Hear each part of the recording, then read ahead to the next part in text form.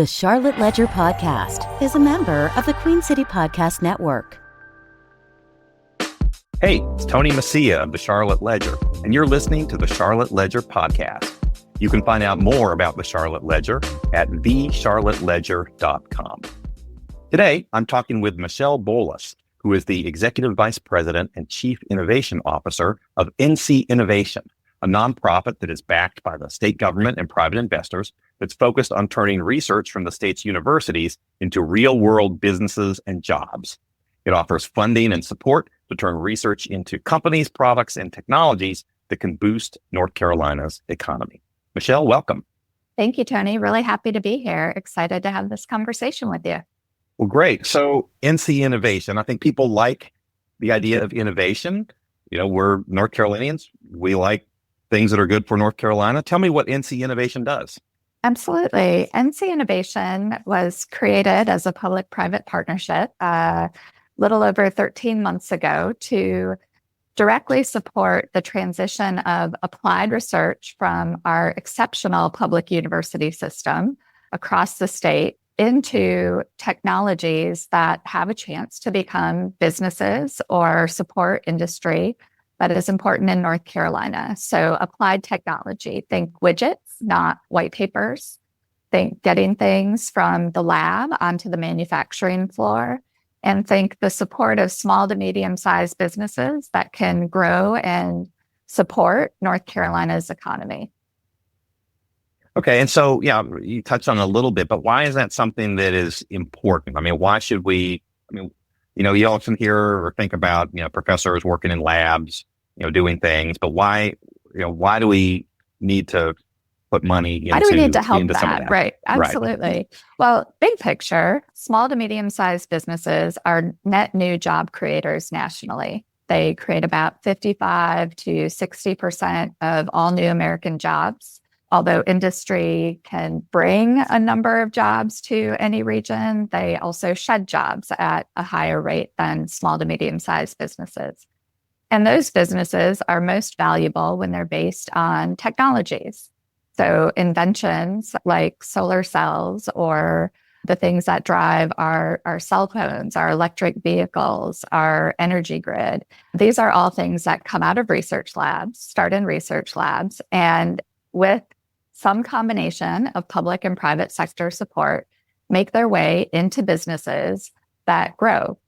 When more of those businesses grow, an economy is healthier. We've seen that in RTP over the last 50 to 75 years. And we believe that with a little extra support from the state, we have the chance to do that with investments that the state has already made in its applied research expertise within its university system. So it's sort of just kind of turbocharging or piggybacking on, the money that the state has already invested in our universities, pushing that research forward and turning it into something that's an actual company. Is that what it does? Absolutely. That's what it does. So over the last 20 years, the state has made pretty significant investments in regional research institutions. So outside of RTP, institutions like UNC Charlotte, universities like UNC Charlotte, East Carolina University, UNC Wilmington, all across the state, our universities have added expertise. We have grown our lab infrastructure.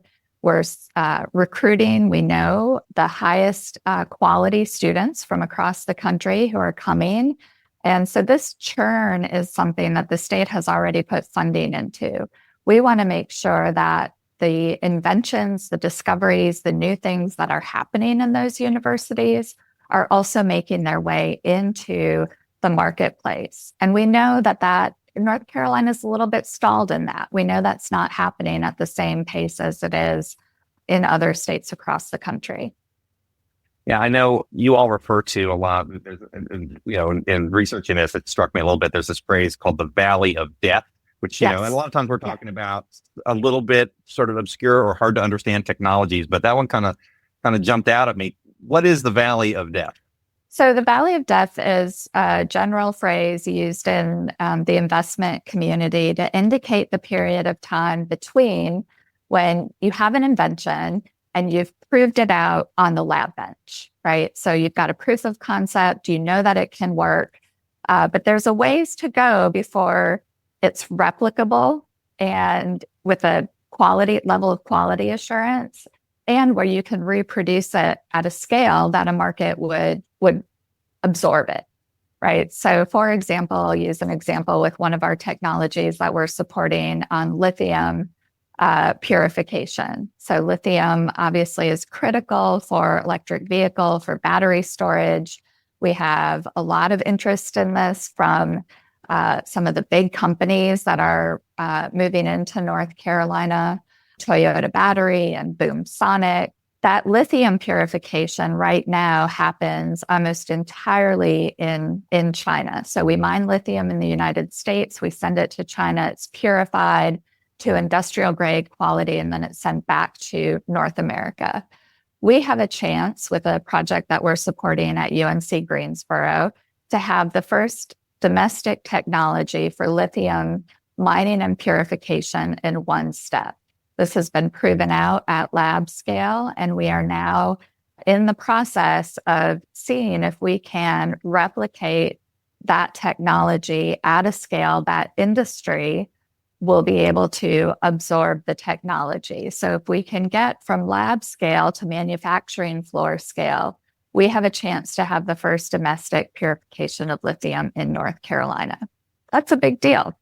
But why can't the private industry, if it's a promising technology, why can't private industry alone just absorb that? I mean, why do you all need to be involved?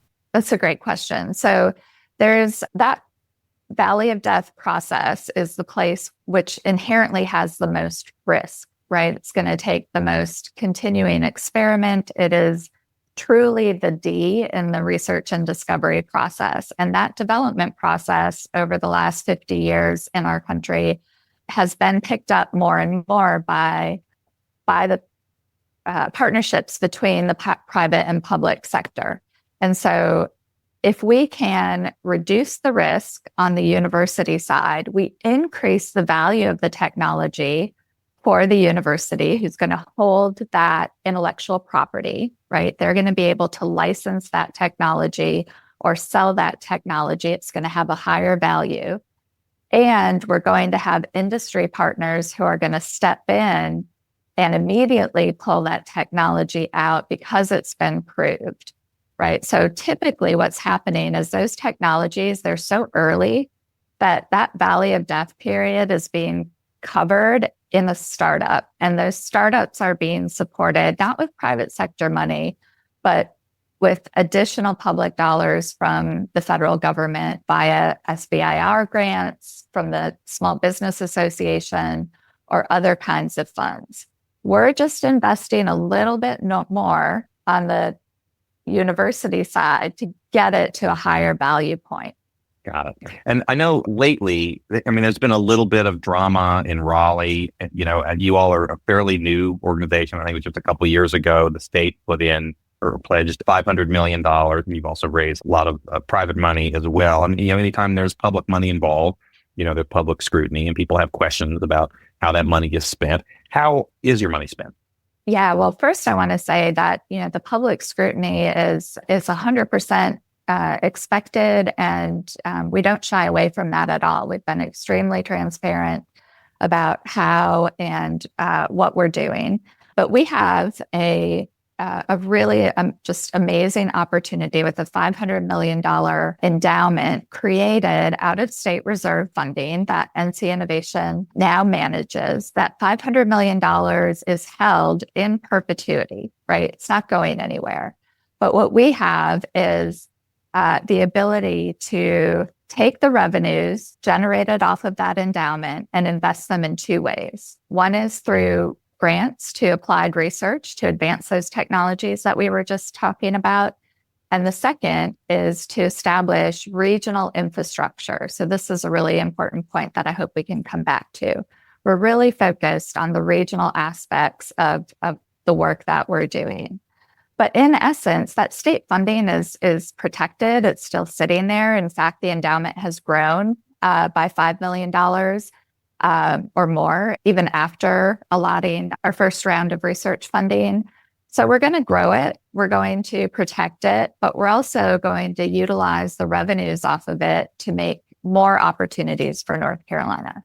Okay, so you've given some of the money out in grants, right? About We have $5 million or so. Is that right? a little over $5 million in our first round of pilot grants. We did that to test the system, test the responsiveness of the universities, and we now have 8 active projects across the state.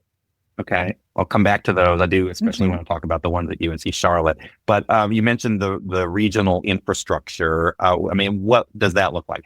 We have established 7 hubs at regional universities. Initially, our 4 hubs were established in the East, the West, North Central, and South Central. So UNC Charlotte is one of those 4. We've expanded into UNC Wilmington, Fayetteville State University, and Appalachian State University out west. We've also started the integration of the Triangle Universities. So those hubs are staffed by NCI staff, regional directors, who are working hand in glove with both the university technology pros as well as the economic development and industry community. And in 13 months, we have seen just a tremendous response. We are connecting industry to university researchers. We're establishing a portfolio of North Carolina technologies that is ripe for the kind of development funding that we're offering. And we're being supportive of large-scale economic development opportunities as those coalitions are also emerging across the state. Got it. Yeah, I would like to talk a little bit about UNC Charlotte because it was just named a R1 university, which signifies that it's doing a lot of research. A lot of people, UNC Charlotte, I think a lot of times gets overlooked because it sometimes gets overshadowed, I think, by these universities, great universities in the Triangle. Duke, NC State, UNC. Yeah, I should also mention, I think East Carolina University was designated R1. So, there's a lot of research going on. A lot of important research going on, but UNC Charlotte, for people in Charlotte, it's sometimes in your own backyard, you don't recognize what you've got there. And I think there's really some interesting research going on now. You all funded a couple of examples there at UNC Charlotte. There's Professor Kumar Kamalasadhan.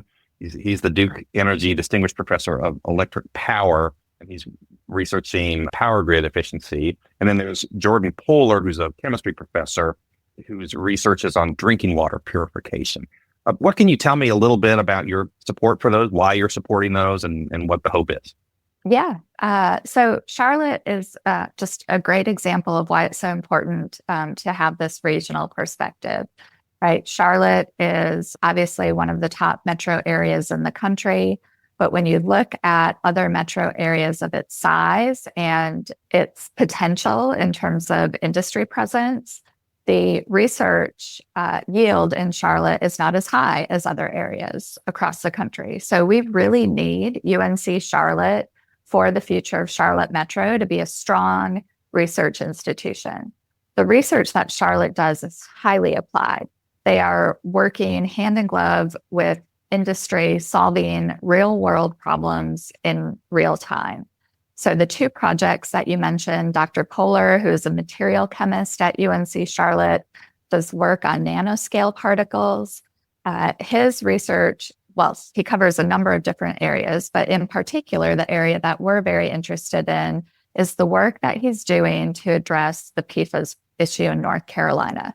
And that's a national issue. I don't know if you're familiar with PFAS. Why don't we break that down a little bit? What are PFAS and why should we care what PFAS are? These are the forever chemicals that are now found in microplastics as well as in most of the country's water supply. These are chemicals that don't break down in the human body, and they don't break down in nature. And that's a problem. Obviously, over time, they underlie all sorts of chronic illnesses, from cancers to other chronic diseases, and we really need to make major strides in getting PFAS out of our water supply. But you can't just take them out of the water and put them into the industrial landfill, right? There needs to be a kind of mitigating step. And so what Dr. Poehler is working on is a way to purify water at the consumer point, so under your sink, right? But also do it in a way that neutralizes and eliminates the risk of those PFAS so that the materials themselves, once that chemical is filtered, can be disposed of without concern. So when you change your drinking water filter in your house, you can put it into the land waste and it's not going to have add-on environmental impact. This has a huge opportunity nationally, but the really important thing about how NCI is doing its work with Dr. Polar is the partnership with a local manufacturing company in Union County who is very interested in potentially being first in line to manufacture this technology once it's proved at market scale. So Dr. Polar is doing the work at this manufacturing site to prove the technology and at the same time building that partnership so that there is an immediate commercial opportunity to move that technology into production and into distribution. Got it. So you're helping sort of bridge that gap a little bit, it sounds like. What about the other one, the power grid? Power grid efficiency? What's going on with that? Power grid efficiency. It sounds very like, sure, we should all like that, but why is that a big deal? So Dr. Kamala Dawson's work over many years is really focused on how disruptions to the power grid are costly to manufacturers, right? So any tiny blip that you or I as just living our daily life wouldn't even recognize in the power supply, either a surge or a dip in power, can have huge downstream implications to manufacturers. It can disrupt the whole line of a manufacturing product, and that causes waste and just a lot of annual loss in terms of revenue. So what Dr. Kamala Dawson is doing is working on making sure that there are never blips to the power supply within an electric grid footprint.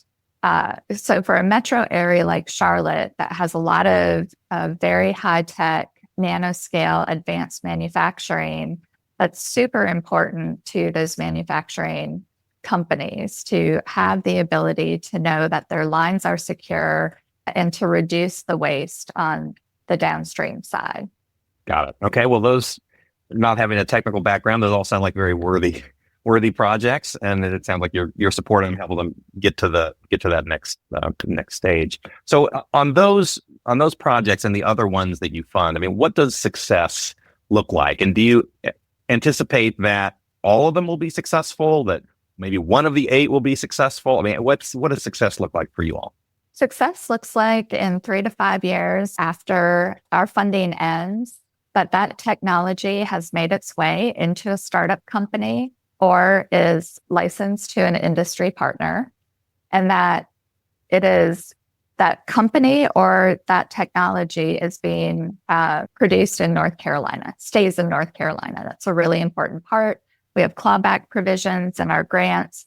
We want the companies that are coming out of regional universities to stay and grow in the regions where they're founded. So startups, licenses to industry, those technologies are in North Carolina and they're forming clusters and attracting larger businesses to them. So we're spreading out the economic stability of the state across many different sectors.